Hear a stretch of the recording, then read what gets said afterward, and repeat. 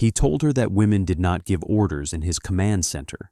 He said it with the casual arrogance of a man who believed rank was reality.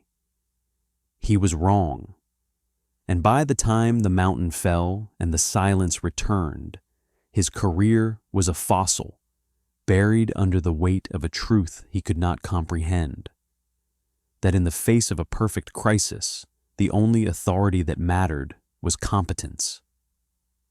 The air inside Deep Watch Station Kestrel was a finely tuned instrument of oppression. It was recycled, tasting faintly of ozone and stressed metal, and kept at a constant 17 degrees Celsius to appease the server racks that lined the central corridor, like silent, monolithic gods. The humidity was a low, static-charged 30%, a measure that leached moisture from skin and cracked lips, but kept the delicate quantum processors from forming a single bead of condensation. This was an environment engineered for machines, not men, and the handful of personnel who inhabited its subterranean halls felt the subtle, persistent rejection in every dry breath. The silence was the station's most defining characteristic. It was not an absence of sound, but a presence, a heavy pressurized blanket woven from the hum of the geothermal core 3 kilometers below, the whisper of the environmental controls, and the deep, inaudible groan of 10,000 tons of granite pressing in from all sides. It was a silence that had weight, a silence that listened. Alara Vance found a strange comfort in it. To her, the station's silence was not empty. It was a carrier wave, dense with information. She sat on a low stool in a forgotten alcove designated Auxiliary Geophysics Monitoring, a space little bigger than a closet, tucked away from the gleaming martial efficiency of the primary command and control center. Her corner was a chaotic nest of coiled fiber optic cables, repurposed data slates, and diagnostic tools that looked more like a jeweler's kit than standard-issue military hardware. A single monitor displayed her work, not the tactical overlays or satellite feeds that dominated the main screens, but a cascading series of complex waveforms, Fourier transforms, and spectrograms. It was the mountain's heartbeat, rendered in lines of emerald green and sapphire blue. For the past 76 hours, she had been engaged in a process she called harmonic tuning. She was not merely monitoring the station's seismic sensors, she was teaching them to listen. The standard military-grade geophones were designed to detect gross movements, the rumble of approaching armor, the shock wave of an artillery strike. They were blunt instruments for a blunt purpose. Alara was refining them, writing custom filtering algorithms that stripped away the station's own resonant frequencies and the predictable tectonic chatter of the Androvian range. She was searching for whispers, for the subtle acoustic signatures that betrayed the unnatural. Her fingers, long and nimble, moved over the surface of a touchscreen interface, her movements economical and precise. She was isolating a signal anomaly at the 1.2 Hz frequency, a faint, rhythmic pulse that was too regular for geology and too faint for conventional detection. It was like trying to hear a single cricket in a hurricane, but the pattern was there, a ghost in the machine. She felt the slight dehydration at the back of her throat and the familiar ache in her lower back from the unforgiving stool. But these were just data points, bodily feedback to be logged and ignored. Her focus was absolute, a state of deep immersion where the outside world dissolved into irrelevant noise. Hence, the door to her alcove slid open with a pneumatic hiss that was an intrusion, a violation of the carefully curated quiet. It was followed by a presence that felt loud even in its stillness. Major Kalen Thorne filled the doorway, his frame broad, his posture a study in rigid military bearing. He wore his uniform like a second skin, the creases sharp enough to cut, the insignia of his rank polished to a mirror sheen. His face was a mask of chiseled certitude, his jaw set, his eyes the color of cold steel. He surveyed her small, cluttered workspace with a look of profound distaste, his gaze lingering on the non-regulation data slates and the tangle of wires. He saw chaos where she saw a finely tuned instrument. "Civilian Vance," he stated. His voice was a blunt instrument, designed for parade grounds and battlefield commands. It echoed unpleasantly in the confined space. I was not aware that auxiliary monitoring was an active station. My understanding was that this equipment was pending decommissioning. Ilara did not turn. Her eyes remained fixed on the waveform that was now exhibiting a subtle phase shift. A new variable had entered the equation. "The decommissioning order was based on a flawed assessment of the system's capabilities, Major," she replied, her voice quiet, almost flat. It carried no inflection, no deference, and no challenge. It was a simple statement of fact. She tapped a command into her console, and a new algorithm began to process the signal, cross-referencing it against a library of geological resonance patterns she had compiled herself. Thorne's jaw tightened. He was a man accustomed to the reflexive snap of attention, the immediate and unquestioning obedience that his rank commanded. Her placid dismissal of his authority was like sand in the gears of his world view. He stepped further into the alcove, bringing with him the scent of antiseptic soap and self-importance. "The assessment was signed by my predecessor. This is a forward operating command, not a university laboratory. Our mission is tactical, not geological research. I need every watt of power and every bit of processing bandwidth directed to the CNC. Your project is a drain on critical resources. The station's power grid is operating at 68% of peak capacity," Ilara said, again without looking at him. Her gaze was tracking the output of the new algorithm. The 1.2 Hz signal was not geological. It was artificial, definitely artificial. The CNC network is using less than 1/10 of its available bandwidth.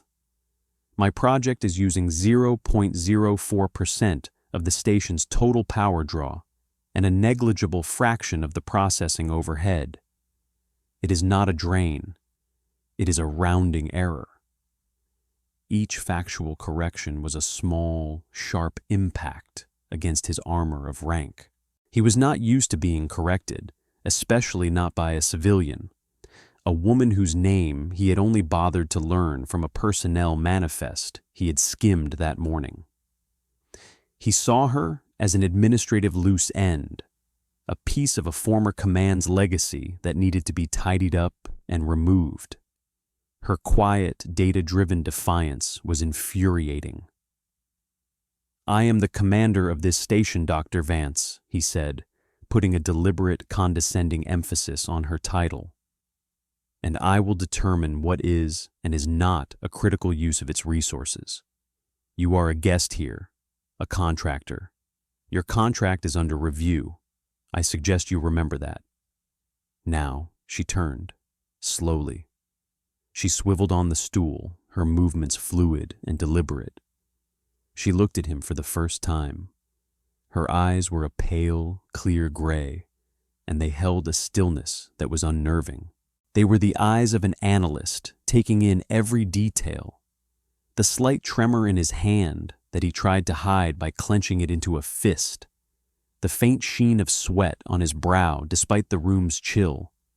The way his gaze refused to meet hers for more than a second at a time. He was projecting power to mask a deep, gnawing insecurity. He was new to this command, new to the pressures of a deep watch station, and terrified of appearing weak. "I am aware of my contractual status, Major," she said. Her voice remained a monotone, a stark contrast to his barely controlled aggression. I am also aware that the primary mission directive of this station is threat detection and analysis. My work is in direct support of that directive. Threat detection involves enemy troop movements and communications, not tectonic plates, he scoffed, gesturing dismissively at her screen. I have a team of highly trained signals intelligence and imagery analysts for that. I don't need a geologist. The contempt in his voice was palpable. It was the disdain of the warrior for the scholar, the man of action for the woman of thought. It was a fundamental misunderstanding of the nature of modern warfare, a failure to grasp that the next war might not be fought with bullets and bombs, but with frequencies and algorithms. The nature of the threat determines the method of detection, she replied calmly. She turned back to her console, a clear dismissal. The conversation, as far as she was concerned, was over. She had presented the data. His refusal to accept it was his problem, not hers. The signal was beginning to modulate, shifting its frequency by infinitesimal increments. It was learning. It was adapting to the mountain's own resonance, attempting to hide itself. It was clever. Thorn stood in the doorway for a long moment, his face a thunderous mask of indignation. He had been challenged, corrected, and then ignored. He was the commander, and she had treated him like a minor distraction. He opened his mouth to issue a direct order to have her equipment shut down and her access to the system revoked. But something held him back. It was the sheer, unshakable certainty she projected. It wasn't arrogance. It was something colder, more absolute. It was the confidence of someone who possessed a truth that he could not even begin to perceive. He felt a flicker of doubt, a worm of unease that he quickly crushed with a fresh surge of anger. "See that you are out of here by 0800 tomorrow," he bit out, the words clipped and sharp. "I will have your equipment impounded." He did not wait for a reply. He turned on his heel and strode away, his boots striking the metal deck plates with furious, impotent rhythm. His departure left a wake of turbulence in the quiet air. Alara watched his retreating form on a small security feed displayed in the corner of her monitor. She logged his physiological responses as more data points. Elevated heart rate inferred from micro-tremors in his voice. Increased core temperature suggested by the perspiration, pupils likely dilated. He was a predictable system, governed by ego and insecurity. The true threat was not. She turned her full attention back to the screen. The signal was now sweeping through a range of frequencies, a clear sign of active reconnaissance. It was mapping the strata, searching for something.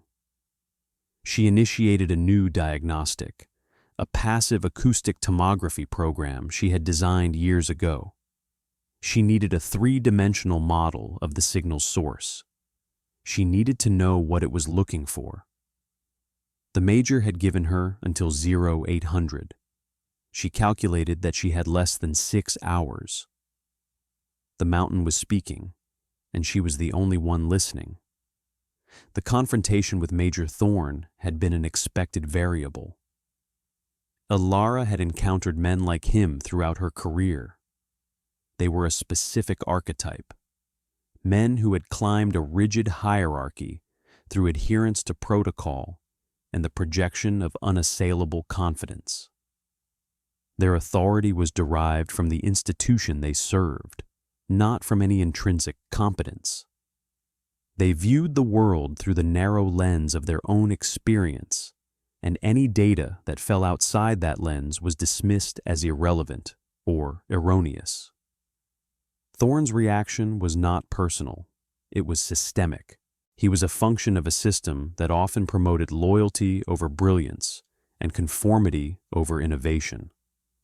She had run a psychological profile on him before she had even arrived at Kestrel Station, compiled from his service record, fitness reports, and even his postings on official military forums. The prediction had been a 94.7% probability of conflict within the first 100 hours of his command. He was, if nothing else, predictable. She dismissed him from her thoughts as easily as clearing a line of code. He was a temporary obstruction, a piece of noisy data that her filters would soon discard. The real problem was the signal. Her passive tomography program was beginning to render a crude, ghost-like image in the center of her screen. It was a point source, deep within the Earth, approximately 4.8 kilometers from the station's perimeter, at a depth of 900 meters. And it was moving. It was following the path of a dense, igneous rock formation, a basalt dike that snaked its way through the softer sedimentary layers of the mountain. It was using the dike as a path of least resistance, or perhaps as a form of acoustic camouflage, its own vibrations masked by the dense rock. This was not a natural phenomenon. This was technology. It was a burrowing machine, a tunneler of some kind, and its trajectory was unmistakable. It was heading directly for the station's geothermal tap. She expanded the display, overlaying her acoustic data with the station's own geological surveys. The tap was the station's lifeblood, a 3-kilometer deep shaft that drew superheated water from a volcanic aquifer to power the massive turbines that kept the lights on and the servers cool. It was the station's single greatest vulnerability, a weakness dictated by the laws of thermodynamics. If the tap was compromised, Kestrel Station would go dark and cold in minutes. The life support systems had a battery backup that would last for 72 hours. The command and control systems had a backup that would last for 12. After that, the station would be a tomb. Her fingers flew across the interface, her mind racing through branching chains of logic. Who would deploy such a weapon? The technology was sophisticated, far beyond the known capabilities of any regional power. It implied a state-level actor, one with a significant investment in unconventional subterranean warfare.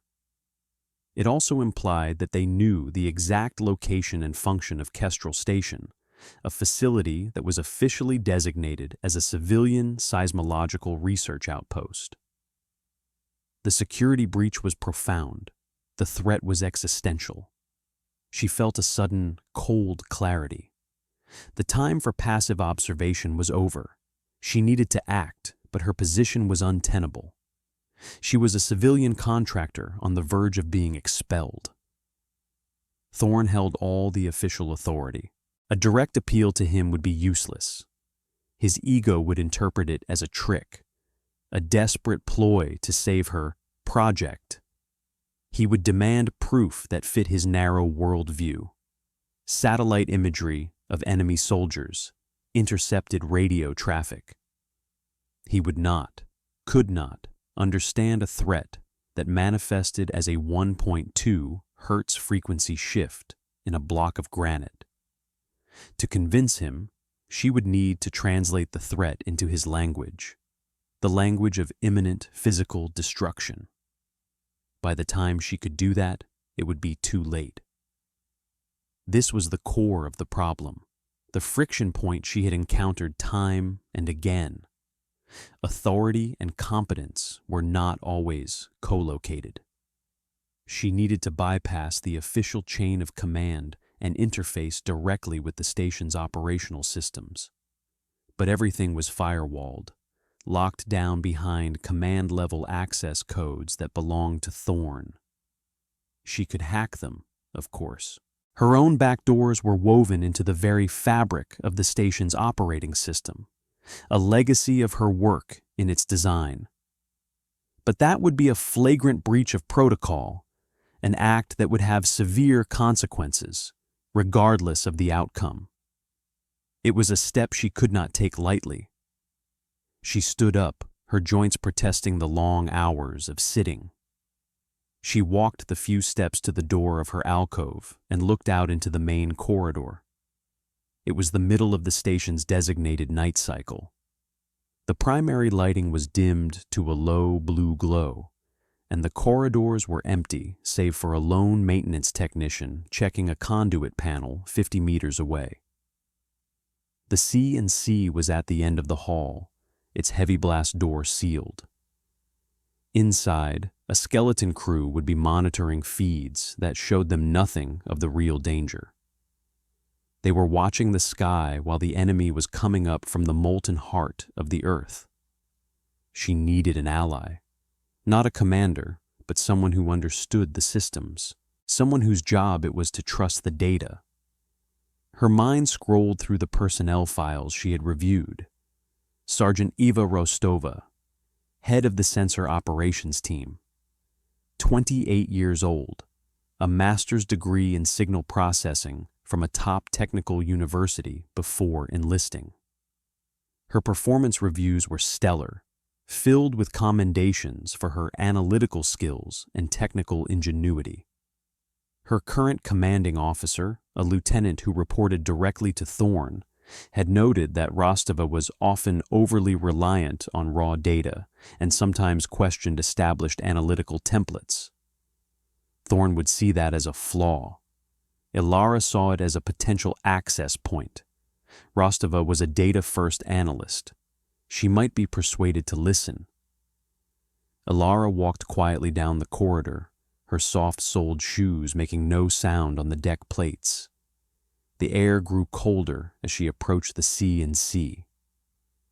She placed her hand on the access panel next to the blast door. It was cold to the touch. She didn't have command clearance, but she didn't need it to request entry. She pressed the comms button. "This is Vance in Auxiliary Geophysics," she said, her voice calm and even. "I need to speak with Sergeant Rostova." There was a pause. A distorted voice came back through the speaker. "Sergeant Rostova is on duty, ma'am. Is this an emergency?" It was a young airman, his tone weary. "Yes," Ilara replied without hesitation. "It is." Another pause, longer this time. Then the heavy thud of locking bolts retracting. The blast door slid open with a hydraulic sigh, revealing the cavernous, dimly lit space of the command and control center. It was a tiered amphitheater of glowing screens, the air thick with the low hum of electronics. At the central console on the lower level, a young woman with dark hair pulled back in a severe bun looked up from her station. She had a sharp, intelligent face and eyes that were accustomed to staring into seas of data. That was Rostova. Before Ilara could speak, another figure rose from the command chair on the upper tier. It was Thorne.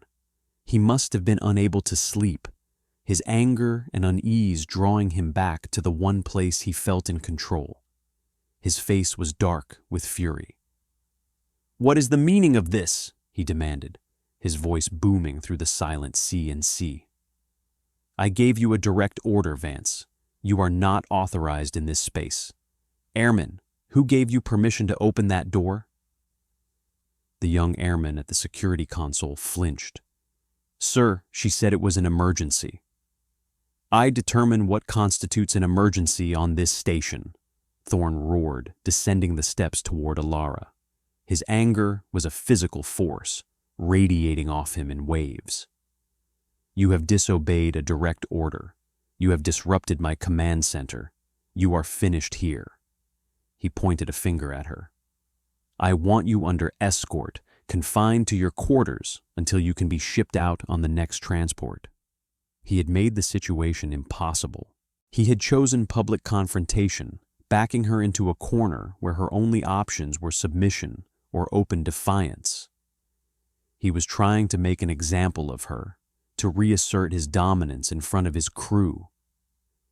Ilara met his furious gaze, her own expression unreadable. She held up a single data slate, its screen glowing with the tomographic image of the burrowing machine. "Major," she said, her voice cutting through his tirade with surgical precision. "In approximately 57 minutes, a hostile subterranean device will breach the casing of the geothermal tap. The resulting explosive decompression of superheated steam will destroy the primary power conduit, and this station will lose all power. You have a choice. You can confine me to my quarters, or you can look at this data." She held the slate out to him. The entire C&C had gone silent. Every analyst, every technician had frozen, their attention locked on the drama unfolding on the command deck. Thorne stared at the data slate as if it were a venomous snake. To accept it would be to admit she was right. To refuse it would be a dereliction of duty if she was telling the truth. His ego and his training were at war. He sneered, a contemptuous curl of his lip. "You expect me to believe this? This fantasy you've cooked up to save your little research project? You've fabricated a crisis to justify your own insubordination." He turned to the two armed security guards who had moved to flank the doorway. "Escort Dr. Vance to her quarters. Now, if she resists, you are authorized to use force." He turned his back on her, a gesture of ultimate dismissal. He believed he had won. He had asserted his authority and crushed the challenge. He started to walk back towards his command chair. "Sergeant Rostova," Alara said, her voice still perfectly calm, ignoring the guards and the major. She was speaking directly to the young NCO at the sensor console. "The hostile is currently broadcasting a targeting query on a 7.3 gigahertz encrypted channel, masked as a deep space telemetry burst. It's looking for the tap's resonant frequency. You won't see it on your standard SIGINT suite. The signal is buried 30 decibels below the noise floor. But if you route your raw antenna feed through a polyphase harmonic analyzer and apply a Hanning window function, you will find it." Rostova froze, her fingers hovering over her console. What Alara had just said was highly technical, a specific set of instructions that was either brilliant or gibberish. But it was testable. It was a hypothesis that could be proven or disproven in seconds. She glanced up at Major Thorne's back, then at the cold, still face of the civilian woman. Thorne was giving an order. The woman was providing data. Rostova was a data analyst. Her choice was instinctual. Her fingers began to move, a blur of motion across her keyboard and touchscreens. She was a virtuoso at her console. She bypassed the standard interface, pulling up the raw feed, rerouting the signal, her face a mask of intense concentration. Thorne, hearing the furious clatter of the keyboard, spun around. "Sergeant, what do you think you're doing?" he bellowed. "I gave you an order." "Just a moment, sir," Rostova murmured, her eyes locked on her screen. "I'm running a diagnostic." Suddenly, a new window popped onto her main display. It was a spectral analysis plot, and there, emerging from the chaotic static of the noise floor, was a single, sharp spike of brilliant red. A signal. It was exactly where Alara had said it would be, at the exact frequency. It was clean, artificial, and utterly alien. "My God," Rostova breathed. "Sir, she's right. I have it. It's a query response signal. It's talking to something." The silence in the C&C was now absolute, broken only by the faint hum of the servers. Thorne stared at the screen, his face draining of all color. The red spike was undeniable. It was a piece of hard, empirical evidence, a truth that ripped through his bluster and left his authority in tatters. He looked from the screen to Alara, his expression a mixture of disbelief, fury, and a dawning, sickening horror. The world he understood, a world of clear orders and obedient soldiers, had just inverted. The quiet civilian he had dismissed and humiliated held the key to their survival. The crisis was no longer a theoretical projection on Alara's data slate. It was a sharp red line on the main screen of the command and control center, a dagger pointed at the heart of the station. The air thickened, charged with a new and visceral tension. The abstract fear of a commander's wrath was replaced by the concrete fear of imminent annihilation. The eyes of the crew, which moments before had been on Thorn, now shifted to Alara. She stood motionless, the data slate still in her hand, her expression unchanged. She had not moved, yet the center of gravity in the room had shifted entirely to her. Thorn stared at the red spike, his mind struggling to process the impossible. He had built his career on the bedrock of established procedure and the clear delineation of authority. This situation fit no template. The enemy was not on any map, the weapon was not in any manual, and the solution was being offered by a subordinate civilian he had just tried to have arrested. His entire operational framework had shattered in an instant. He opened his mouth, then closed it again. For the first time in his command, he had no orders to give. "It's not just talking," Alara said, her voice cutting through the paralysis. "It's receiving final targeting confirmation. The query was a handshake. The response it's getting now is the tap's precise structural resonance frequency. Once it has that, it will adjust its own drilling harmonics to match, allowing it to breach the casing with minimal energy expenditure. It's an elegant piece of engineering." Her clinical appreciation for the weapon's design was chilling. She walked past the stunned security guards, past the frozen Major Thorn, and stopped beside Sergeant Rostova's console. She did not ask for permission. She placed her data slate on the console and linked it with a short cable. With a few swift commands, her own customized interface bloomed across one of Rostova's secondary screens, displaying the 3D tomographic model of the burrowing machine. It was now less than 2 kilometers away. A countdown timer in the corner of her display showed 48:17. "Sir, what are your orders?" Rostova asked, her voice tight with strain. She was still addressing Thorn, a reflexive gesture of protocol in a situation that had rendered protocol obsolete. Thorn's response was a desperate grasp for familiar tactics. "Get me a firing solution," he snapped, finding his voice at last. "Security, arm the perimeter defense turrets. I want a full seismic charge deployment on those coordinates." He was talking about brute force, about throwing explosives at a problem deep within the earth. A young lieutenant at the weapons console shook his head, his face pale. "Sir, the target is almost a kilometer deep. Our seismic charges can't penetrate that far. They're designed for surface denial. At that depth, we might as well be throwing rocks." "Then double the yield," Thorn roared, his voice cracking with desperation. "A high-yield detonation in the current geological strata would be inadvisable, Major," Alara stated, without looking at him.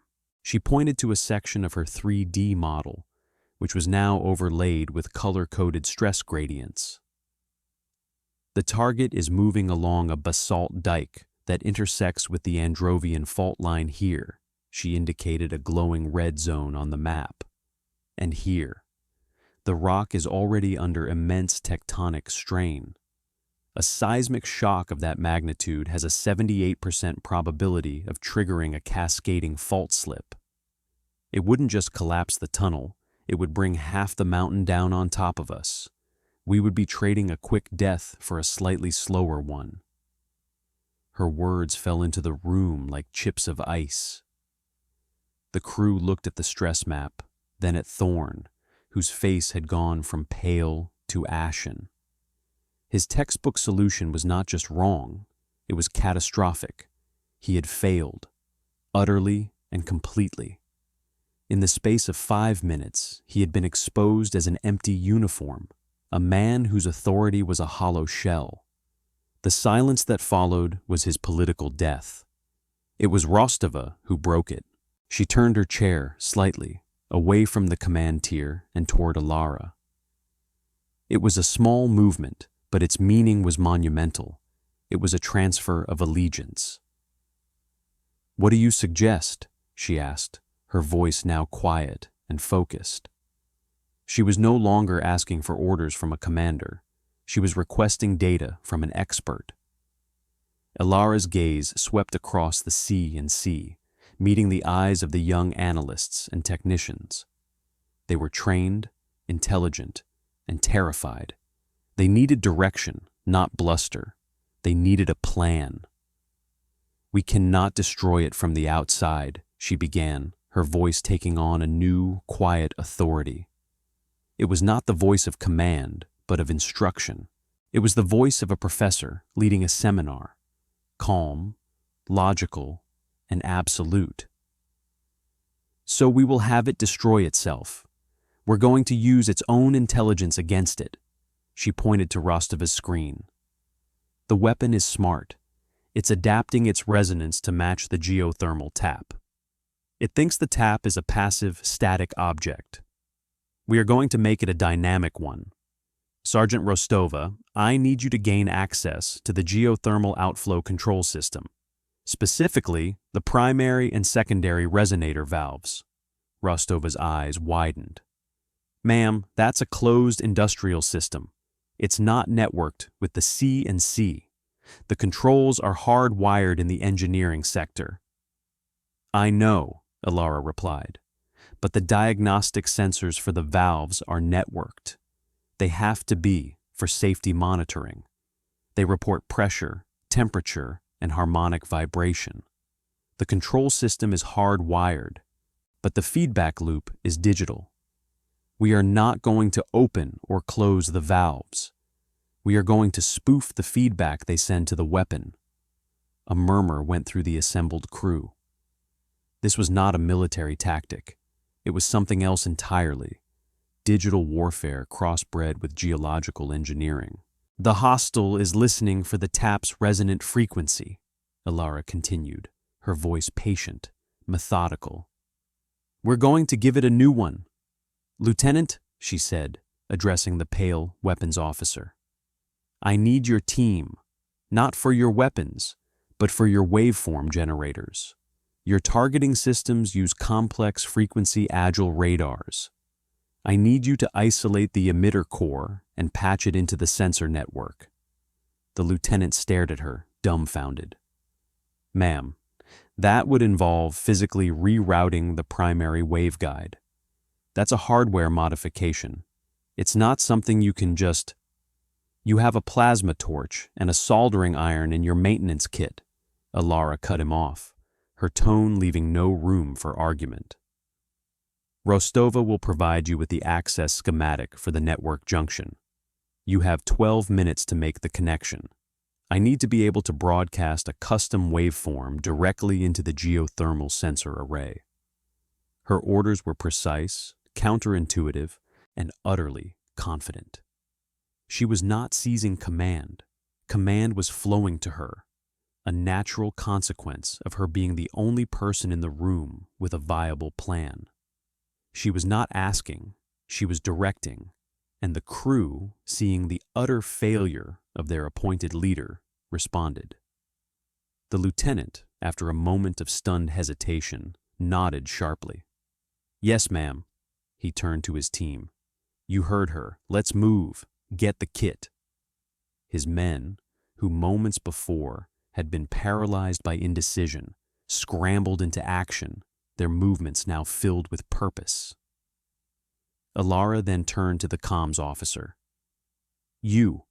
I need you to open a continuous wideband channel and flood it with white noise. Every frequency you can generate. I want to be sure the hostel's operators can't send it any new instructions. We're going to isolate it from its masters." "Right away," the officer replied, his fingers already flying across his console. In less than a minute, the CNC had transformed from a chamber of silent panic into a hive of focused activity. Alara stood at the center of it all, a calm, unmoving hub around which the entire station now revolved. She issued a stream of commands, each one clear, concise, and logical. She was dissecting the station's systems, reassembling them into a new and unfamiliar weapon, her mind holding a complete schematic of the entire operation. Major Thorne stood alone on the upper deck, a ghost at his own funeral. He watched as his crew, his command, responded to the civilian woman with a speed and efficiency he had never been able to inspire. They did not look to him for confirmation. They did not look to him at all. He had become irrelevant, a piece of obsolete hardware in a system that had just been given a radical software update. His face was a canvas of conflicting emotions: rage at his own impotence, humiliation at his public unraveling, and a sliver of grudging awe at the woman's breathtaking competence. He had tried to expel a geologist and had instead found himself face to face with a master strategist. "Rostova," Alara said, her voice dropping lower, "bring up the geological strata map again, the real-time seismic feed." The screen in front of them shimmered, the 3D model of the mountain returning. The hostel was closer now. The timer read 34:52. "The weapon thinks it's approaching a stable target. We are going to present it with an unstable one. We are going to make the mountain itself the hammer." Rostova looked at her, her eyes wide with a dawning, terrifying understanding. "You're not just going to spoof the signal, you're going to create a resonance cascade." "Precisely," Alara confirmed, a flicker of something that might have been approval in her gray eyes. "We're going to feed it a frequency, not the TAPS frequency, but the resonant frequency of that diorite intrusion 300 meters ahead of its current position. We are going to convince the machine that the rock itself is the target. It will adjust its own harmonic drill to match the frequency we give it. It will start vibrating in sympathy with the rock, and once we have it locked in, once it has fully committed its energy to that specific frequency—" She paused, letting the implication hang in the air. "We change the signal," Rostova finished, her voice a whisper of awe. "We introduce a destructive interference pattern. We'll turn its own resonance against it. It will tear itself apart." "It will do more than that," Alara corrected softly. "It will transfer that catastrophic resonance into the surrounding rock strata, which is already under immense stress. The result will be a localized high-energy shear fracture, a contained seismic event. The machine will be crushed and then entombed." It was a plan of stunning elegance and terrifying risk. It required a perfect understanding of geology, physics, signal processing, and enemy psychology. It was a plan that no military manual could ever contain. It was a checkmate move in a three-dimensional game of chess, where the board was a mountain and the pieces were frequencies. "Lieutenant, report!" Alara's voice cut through the C and C. The lieutenant's voice came back over the comms, breathless. "The patch is complete. The waveform generator is online. We are slaved to your console." "Acknowledged," Alara said. "Rostova, it's time." Rostova nodded, her face set. She brought up a new interface, a raw frequency generator. "Ready to input the target frequency." Alara looked at her own screen, at the complex calculations her algorithms were running. They were analyzing the real-time feedback from the deep Earth sensors, measuring the exact composition and stress of the diorite formation. Target frequency is 21.467 Hz, she said. Amplitude at 90%. Modulate it with a 0.1 Hz sine wave to mimic natural harmonic drift. Inputting now, Rostova confirmed. Broadcasting. On Alara's screen, a thin green line representing their broadcast signal overlaid the chaotic blue of the background noise. For a moment, nothing happened. The hostile machine continued on its path, its own signal a steady, unwavering pulse. The timer read 26:14. The air in the C&C was so thick with tension, it felt hard to breathe. Everyone watched the screens, waiting.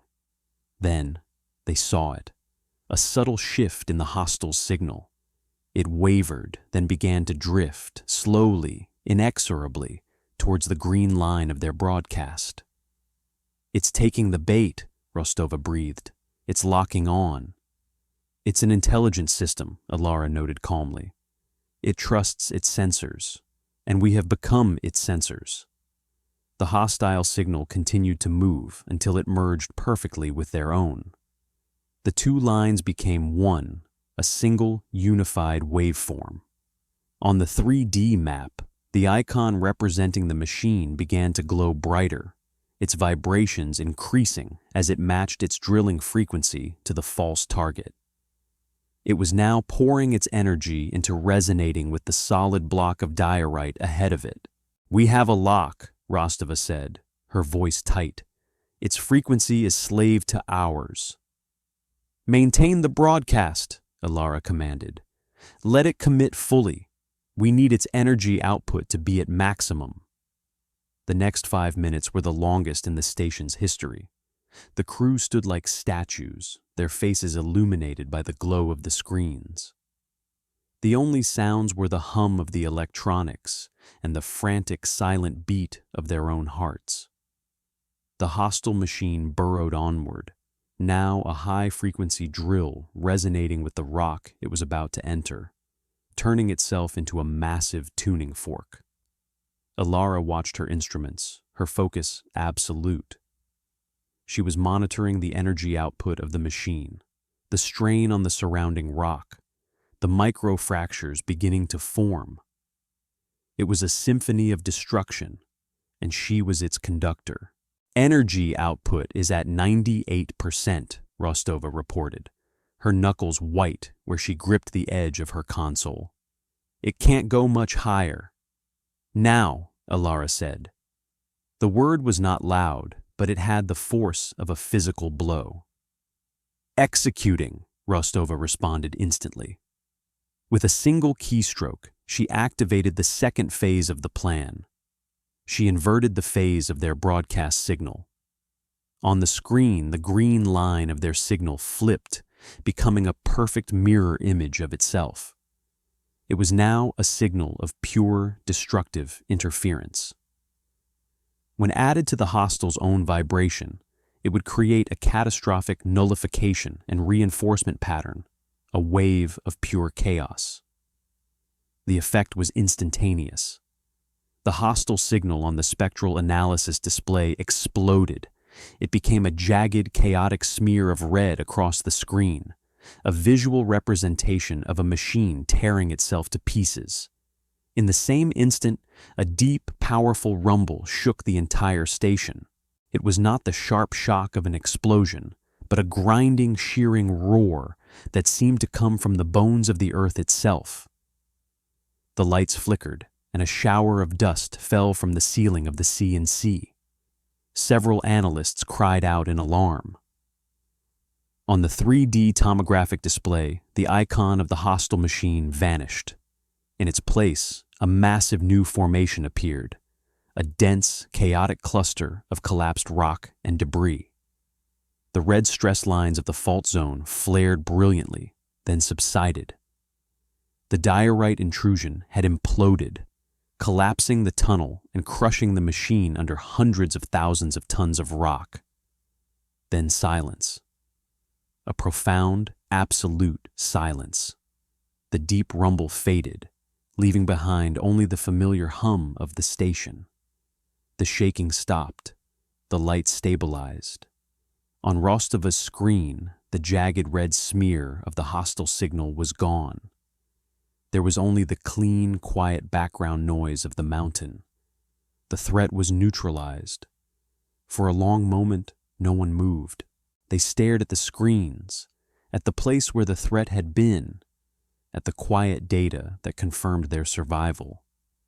The tension that had held them all in its grip snapped, leaving behind a dizzying sense of release. A single analyst started to clap, a tentative, hesitant sound. Then another joined in, and another, until the entire C&C was filled with a ragged, spontaneous ovation. It was not directed at Major Thorne, who stood forgotten on his platform of shame.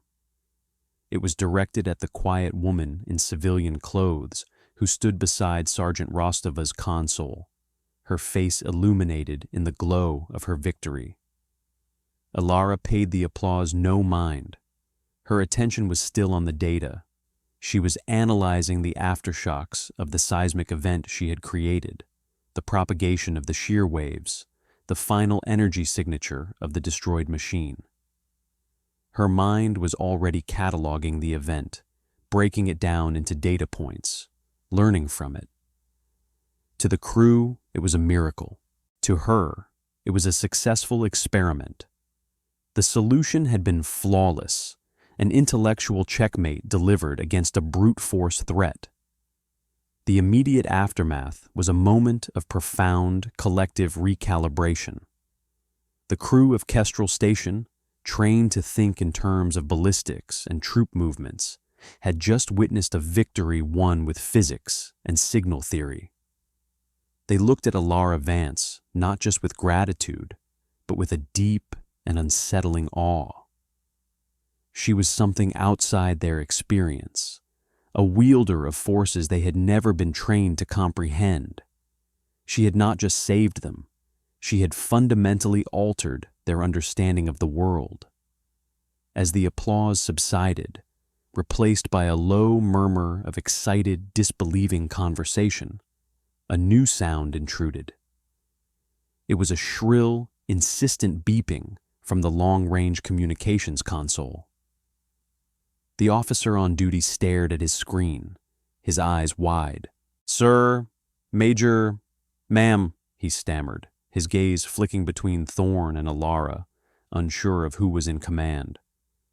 "I'm getting a signal, a Priority 1 flash transmission. It's from NORAD, from General Madsen." The name fell into the room and silenced it once more. General Marcus Madsen was the commander of Joint Strategic Command, a 4-star general who was more legend than man. He was the ultimate authority, the apex of the military pyramid. A direct communication from him to a forward station like Kestrel was unheard of. Thorne's head snapped up, a flicker of hope, of desperate relevance ignited in his eyes. This was his world, his language. A call from a superior officer. "Put him on the main screen," he ordered, his voice raspy, but regaining a measure of its old command tone. He straightened his uniform, trying to reclaim some shred of his shattered dignity. This was his chance to report, to control the narrative, to perhaps salvage something from the wreckage of his authority. The main screen, which moments before had shown the spectral analysis of their victory, flickered and resolved into the face of General Madsen. He was a man in his late 60s, his face a roadmap of hard decisions and sleepless nights. His eyes were sharp and intelligent, and they radiated an intensity that seemed to reach out from the screen and physically press on the room. He was not in his dress uniform, but in a simple duty uniform in what was clearly a command bunker of his own, the background filled with maps and data streams. "This is Major Kalen Thorne, commanding Kestrel Station," Thorne began, his voice straining to sound steady. "General, we have just weathered a significant—" "I know what you've weathered, Major," Madsen cut him off, his voice like gravel. There was no warmth in it, no preamble. "I've been monitoring the entire event through a back-channel feed. I saw your performance." The words hung in the air, each one a nail in the coffin of Thorne's career. "Your command is hereby suspended, effective immediately. You will relinquish your access codes and confine yourself to your quarters. A full inquiry will follow, but I can assure you, your future in this man's army is over." Thorne staggered back, as if he had been physically struck. The public rebuke was brutal, total, and final. His face, already pale, turned a mottled, sickly gray. He opened his mouth to protest, to argue, but Madsen's gaze was like granite, and the words died in his throat. He had been erased. Madsen's eyes then scanned the C&C, passing over the stunned faces of the crew until they found what they were looking for. His entire demeanor shifted. The hardness softened, replaced by a deep, weary respect. "Axiom," he said, his voice now quiet, addressed to the screen but intended for only one person. "Report." The crew looked around, confused. Axiom. Who was Axiom? It was a call sign, a designation they had never heard. Alara stepped forward slightly, into the direct line of the main screen's camera. She inclined her head, a minimal gesture of acknowledgement. "The threat is neutralized, General," she said, her voice the same calm, factual monotone she had used all night. "The asset was a previously unknown class of autonomous subterranean drone. It has been contained and entombed. I have full telemetry of the event and a partial analysis of its operational capabilities." Madsen nodded slowly, a profound relief washing over his features. "Your work, as always, is flawless. Is the station secure?" "The station is secure," she confirmed.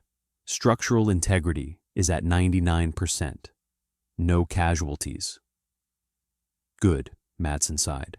He looked past her, his gaze falling on the humbled, broken figure of Major Thorne. Then he looked at the faces of the crew, at Sergeant Rostova, at the weapons lieutenant, all of them staring at Alara with dawning comprehension. He decided, in that moment, to complete the lesson.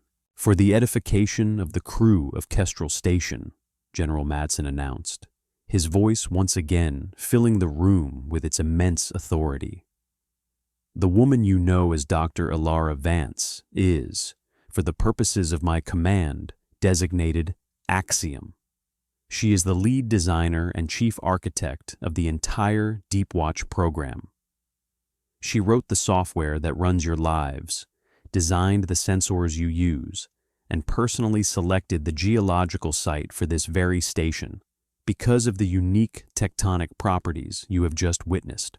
Her official title is Deputy Director of the Asymmetric Warfare Group, and in matters pertaining to the operational security of this network, her authority is absolute. It supersedes all local command." A collective silent gasp went through the room. The revelation was a shockwave, recontextualizing everything. She was not a guest, she was not a contractor, she was the creator. The unassuming woman in the forgotten alcove was the god in the machine. Her presence wasn't an anomaly. Kestrel Station existed because of her.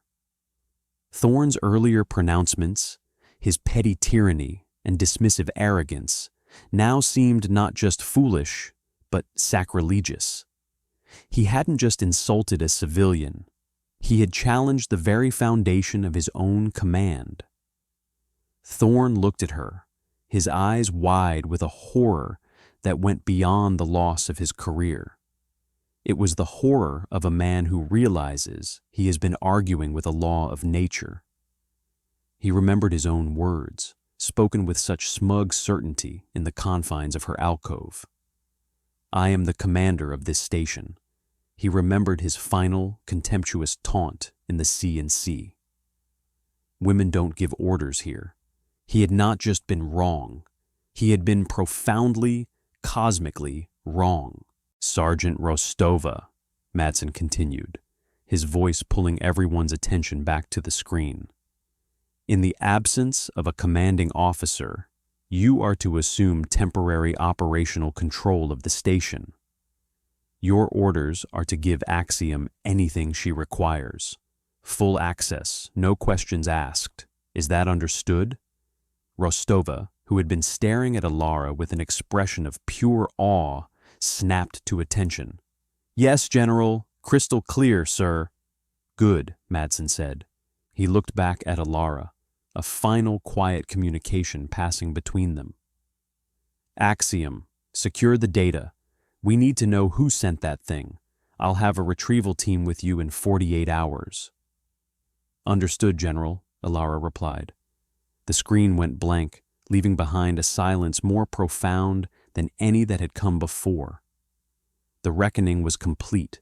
The institutional hierarchy had been shattered and then rebuilt, forged anew not on rank, but on demonstrated competence. Major Kalen Thorne did not say another word. He turned, a man suddenly decades older, and walked slowly, stiffly toward the exit. The two security guards, who had been his instruments of power just an hour before, simply stepped aside, their expressions blank. They did not escort him. He was no longer their commander. He was just a man leaving a room where his world had ended. As the blast door hissed shut behind him, it was as if he had never been there at all. His presence was erased, his authority a ghost. A new order asserted itself in the vacuum left by Thorne's departure. It was not an order of shouted commands and rigid salutes, but one of quiet, focused work. Authority had settled where it belonged, on the shoulders of the woman who had earned it, not through promotion, but through performance. The crew of Kestrel Station now moved with a new kind of energy. The fear and panic were gone, replaced by a humming, professional intensity. They had a purpose, and they had a leader they could trust implicitly.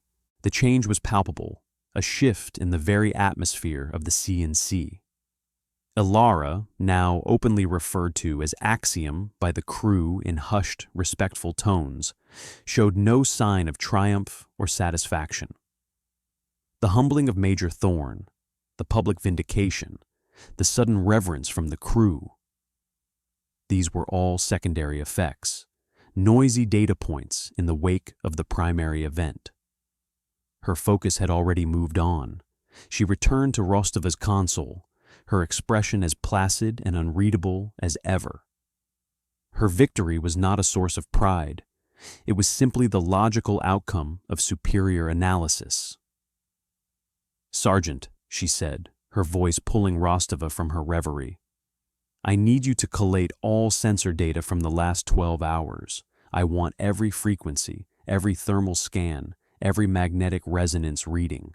Dump it all into a single, uncompressed data core." "Yes, ma'am," Rostova replied, her fingers flying across her keyboard.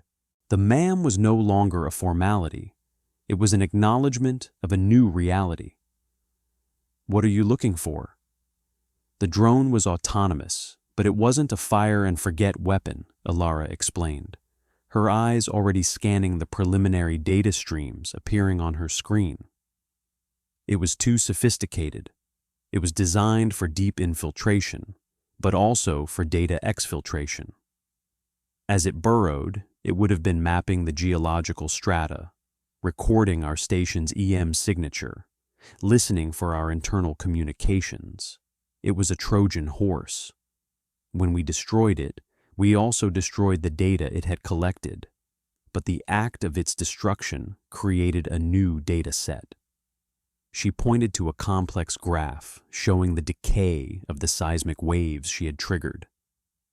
The way the rock fractured, the specific frequencies of the aftershocks, the dispersal pattern of the debris.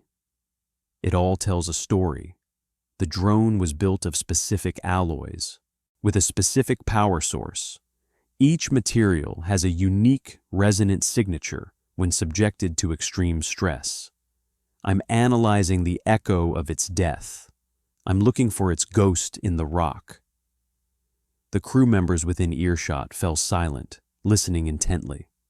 She was performing a forensic analysis on a machine buried under a kilometer of solid rock, using the echoes of its own destruction. It was a concept so advanced, so far beyond their training, that it bordered on mysticism. Yet, coming from her, it sounded as simple and logical as reading a map. For the next several hours, a quiet, intense rhythm settled over the C&C. Alara directed the flow of information, requesting specific datasets, tasking analysts with running complex simulations, and weaving the disparate threads of information into a coherent whole. She moved between consoles, her presence a catalyst for focus and precision. She spoke rarely, and when she did, it was to issue a clear instruction or ask a pointed, analytical question. The crew, in turn, worked with a diligence they had never shown under Thorn. They were not just following orders, they were participating, however peripherally, in something extraordinary.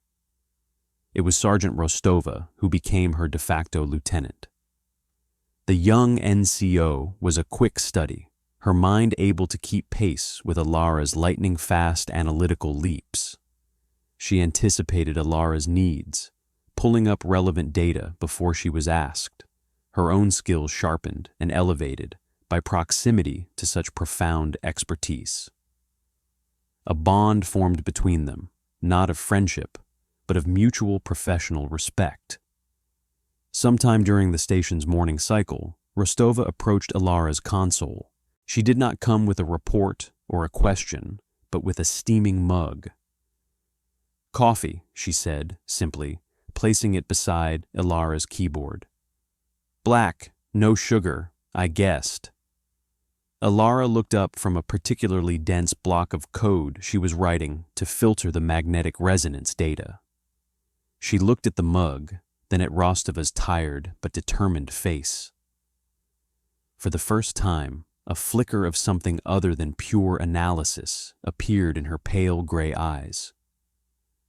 It was a microscopic acknowledgement of the human element, a variable she often found messy, but occasionally, as now, necessary. "Your guess was accurate," Alara said. She picked up the mug, the warmth seeping into her cold fingers. "Thank you, Sergeant." Rostova simply nodded, a small, proud smile touching her lips for an instant before she returned to her own work. It was not a moment of praise or gratitude. It was a quiet acknowledgement of partnership, a symbol of the new order. Competence had been recognized by competence.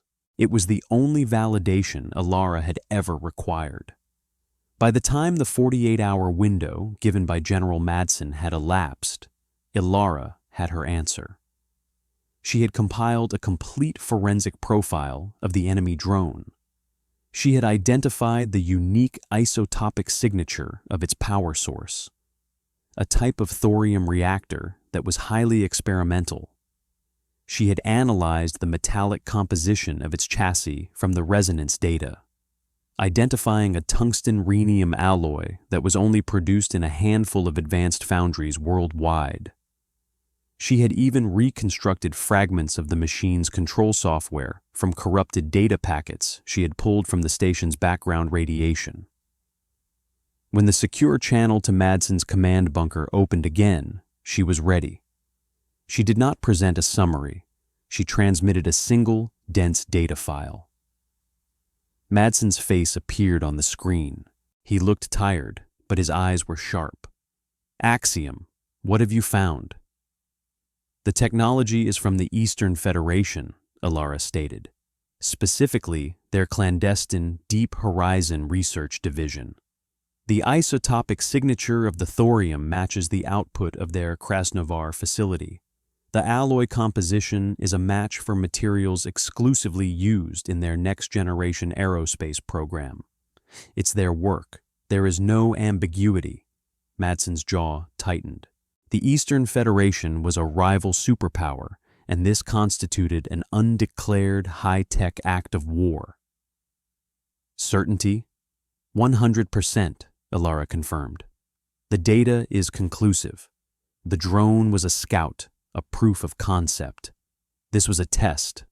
They were testing their infiltration technology against our detection network. They believed us to be blind to subterranean threats. But they were wrong, Madsen said, a grim satisfaction in his voice. Because I put you there. They underestimated our capabilities, Ilara corrected gently. And they overestimated their own. Their machine was intelligent, but its logic was linear. It couldn't conceive of an opponent that would change the rules of the environment itself. That was its fatal flaw. Your full report will change the global strategic landscape, Axiom, Madsen said. The weight of his words felt even over the thousands of miles that separated them. You've given us a weapon they don't know we have. The knowledge of their secret. He paused. A replacement commander and your retrieval team have arrived in system. They will be at Kestrel in 2 hours. Acknowledged, Ilara said. Her work was done. 2 hours later, she stood in the station's small, Spartan hangar bay. A new commander, a quiet, serious-looking colonel with an engineering background, was already in the C&C being briefed by Sergeant Rostova. The old order was gone, replaced by a better one. Ilara had her single, small bag packed. She had arrived with nothing, and she would leave with nothing, save for the data core that now contained the secrets of a rival superpower. As she waited for the transport shuttle to power up, Rostova approached her. The sergeant stood before her, her posture straight, her expression serious. Ma'am, Axiom, she began, stumbling over the name. What you did, what you taught us, it won't be forgotten. Ilara looked at the young woman who had been the first to trust the data, the first to follow her lead. You did not need to be taught, Sergeant, she said. You only needed to be given the correct variables. You are a natural analyst. Do not let anyone convince you to trust protocol over patterns. The data does not lie. Rostova nodded, committing the words to memory. Will you be back? She asked. That is a variable I have not yet calculated, Ilara replied. She gave a single, brief nod, then turned and walked up the ramp into the waiting shuttle without a backward glance.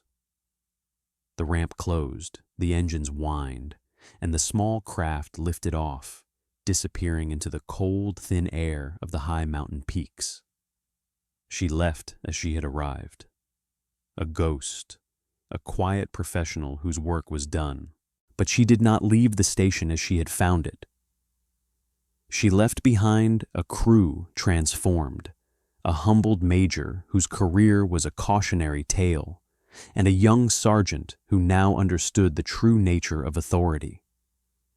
She left behind a legend, whispered in the humming corridors and server rooms, of the quiet woman who could listen to the mountain and command it to strike. And deep within the earth, buried under 1,000,000 tons of crushed rock, lay the silent, broken testament to her singular, devastating competence. Her legacy was not written in reports or etched onto medals, but in the profound and permanent silence where a threat used to be.